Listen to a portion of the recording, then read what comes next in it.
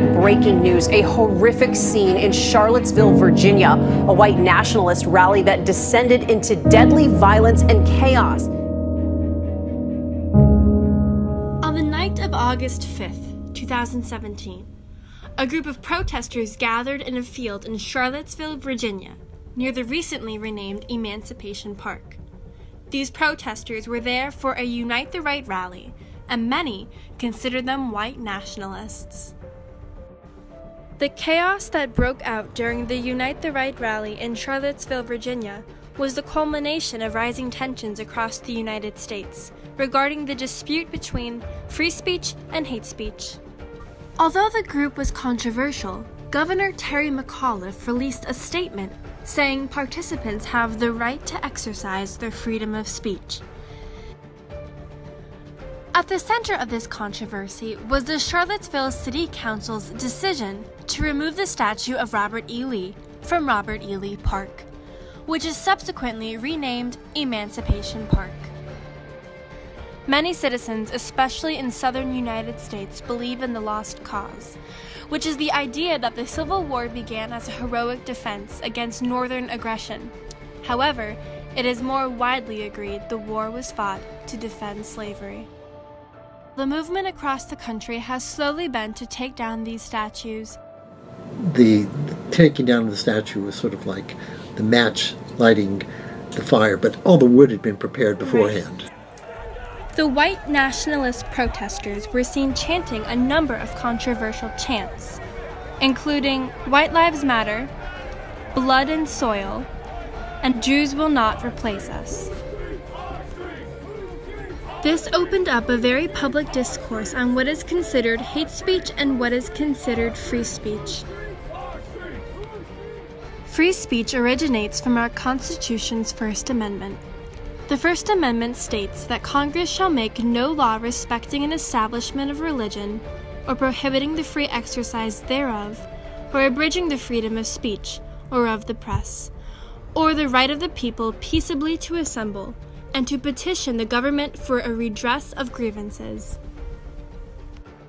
Free speech, however, includes hate speech, since the Supreme Court ruled unanimously in 2017 that hate speech is protected by the government. One of the earliest examples of the debate between free speech and hate speech was the 1952 Supreme Court case Beauharnais v. Illinois. In the 1940s, many states had begun to implement laws against hate speech. But in the early 1950s, Joseph Beauharnais was arrested for passing out pamphlets that were asking the city of Chicago to take action against the encroachment of African Americans. He was arrested on the grounds that he was making defamatory remarks on the basis of race, color, creed, or religion, which is illegal. When the case was brought to the Supreme Court, they ruled on behalf of the state of Illinois, who had convicted Beauharnais, claiming that the speech was possibly inflammatory, citing the racial tensions of the time. This set the precedent that hate speech may not be protected as free speech. The area is gray because there is no clear definition of hate speech under U.S. law. However, hate speech is generally considered speech that intends to vilify, humiliate, or incite hatred against a group or a class of persons. In the 1969 Supreme Court case, Brandenburg v. Ohio, a leader of the KKK was arrested for hate speech under Ohio law after making a speech at a rally for the group. The Supreme Court found that his arrest was unlawful because despite the hateful content, only speech that is meant to direct or could incite lawless action may be prohibited. The debate over whether hate speech is protected as free speech has intensified in recent years, with the push to be more politically correct becoming a trend across the country.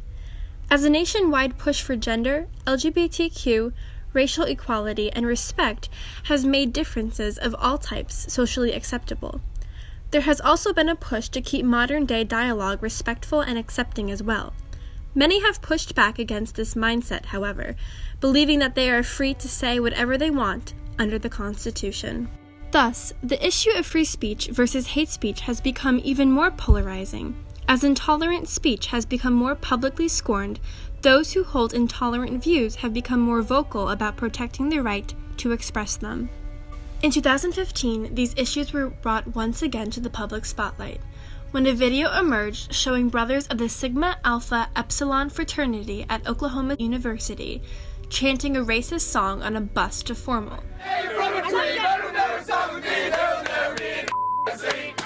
The school deemed this outside the bounds of harmless free speech and expelled two brothers who led the chant and shut down the chapter at the university. This wasn't without controversy, as the libertarian group, Foundation for Individual Rights in Education, claimed that it was an unconstitutional measure by the university. And just 2 months before the Unite the Right rally, the Supreme Court unanimously ruled that hate speech is not an exception to the First Amendment. All of these debates and similar events over the course of American political history led to the incident at Charlottesville. The so-called white nationalists protesting the removal of the Robert E. Lee statue in Emancipation Park were there with the proper permits and had every legal right to demonstrate their viewpoints. Those who viewed their viewpoints and chants racist and hateful fought back with their own counter-protests, leading to a violent clash. The result of this breakdown in communication and conflict of ideas was utter chaos and destruction. The next morning, the protesters showed up early for the Unite the Right rally, and many carried shields, clubs, pistols, and even long guns. Virginia is an open carry state, meaning that you can have a weapon at showing. Many of the people in the white supremacists were wearing weapons, suggesting that they'd planned beforehand. Counter-protesters also gathered early, holding sticks and shields. By 10:30 a.m., violence had erupted. The two sets of protesters fought, spraying pepper spray and beating each other with sticks. Law enforcement soon said that the assembly was unlawful, and Governor McAuliffe declared a state of emergency. At 1:40 p.m., a car plowed into a group of people in Charlottesville, killing 32-year-old mother and counter-protester Heather Heyer. 20-year-old James Alex Fields Jr. from Ohio was subsequently charged with second-degree murder and convicted in December of 2018. At the end of the day, 19 people were sent to the hospital, and 3 had died, including Heyer and 2 police officers killed in a helicopter crash in response to the event.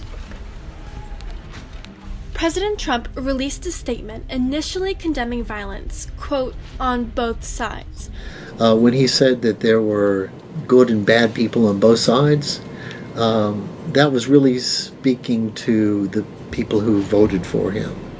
But when criticized by the media for his comments, he released a stronger message, outwardly condemning white supremacists, KKK, neo-Nazi, and all extremist groups. The issue of the statue is still unresolved.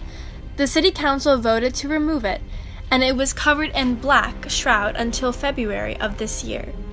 But due to Virginia law, it still stands and technically cannot be removed. The chaos that broke out in Charlottesville was extreme, but nonetheless indicative of the clash between two American values, freedom and equality. While many believe that hate speech should not be tolerated in the United States because the country is built on love and equality, it is technically protected under the First Amendment.